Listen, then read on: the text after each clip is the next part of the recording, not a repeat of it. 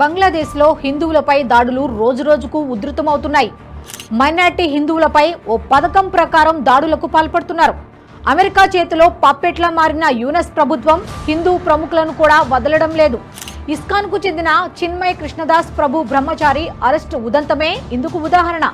కృష్ణదాస్ అరెస్టుపై ప్రపంచవ్యాప్తంగా హిందువులు ఆగ్రహం వ్యక్తం చేస్తున్నారు. తాజాగా ఆంధ్రప్రదేశ్ ఉప ముఖ్యమంత్రి పవన్ కళ్యాణ్ కూడా స్పందించారు.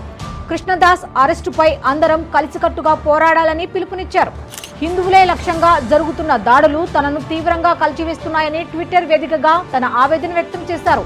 దాడుల్ని వెంటనే ఆపాలని బంగ్లా ప్రధాని యూనస్ కు ఆయన విజ్ఞప్తి చేశారు. బంగ్లాదేశ్ ఏర్పాటు కోసం భారత సైనికులు రక్తం చిందించారని, ఆనాడు బంగ్లాదేశ్ విముక్తి పోరాటంలో దేశ వనరులు ఖర్చు కావడమే కాకుండా ఎందరో భారత జవాన్లు ప్రాణాలు కోల్పోయారని అన్నారు.